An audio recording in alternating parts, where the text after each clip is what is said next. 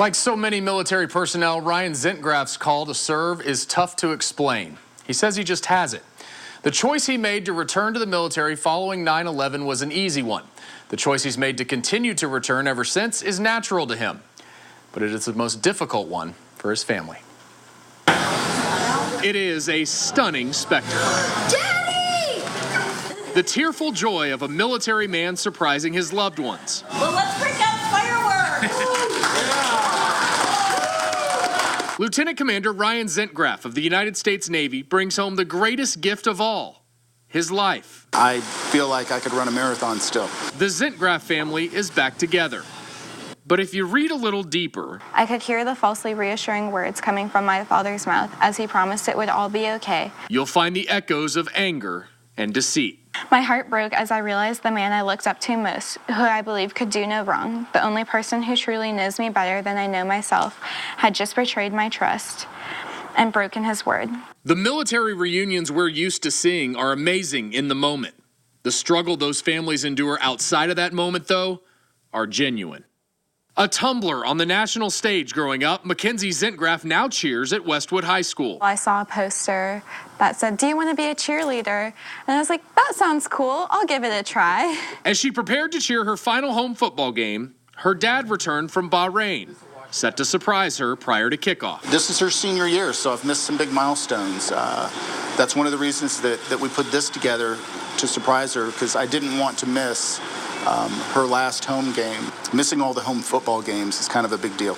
We interviewed Mackenzie 10 days before her dad's arrival. Like father's thoughts, like daughter's thoughts. There's definitely moments like at the last football game of this year, my 18th birthday, when I really wish he could have been there. Like, he's missing Christmas this year, so that's just, it's moments like those when you really just acknowledge what you're actually missing. Missing those moments made Mackenzie mad.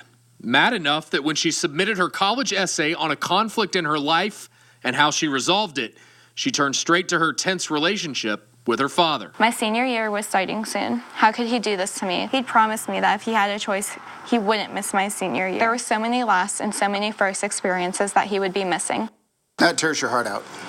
It tears mine out, at least. But I hope that at some point that she's able to look back and realize that I was doing it for her. Ryan hasn't read the essay, in part because he's lived it.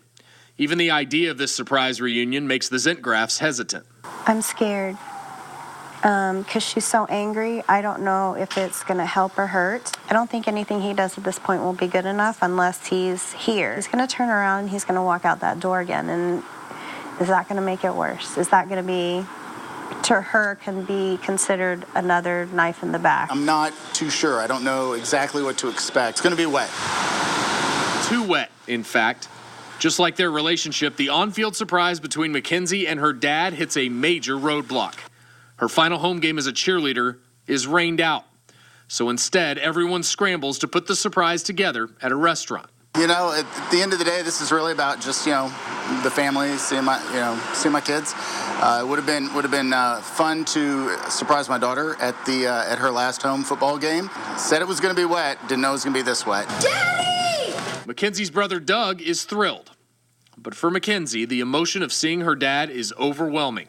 She excuses herself to regain her composure because this is the reality of a teenager growing up without her dad by her side. Whenever he leaves, we all kind of grow as people individually and get really used to functioning as a three-person household.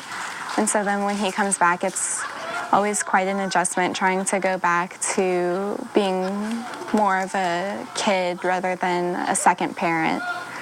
It's definitely been a struggle. The struggle is real. It makes it a little bit easier being halfway around the world because she can't eye roll me as well. At the same time, I can't be as involved in her life and everything and supporting her. It has its pluses and minuses. He loves us, and we will never be first. The first will always be our country. And that's who he is.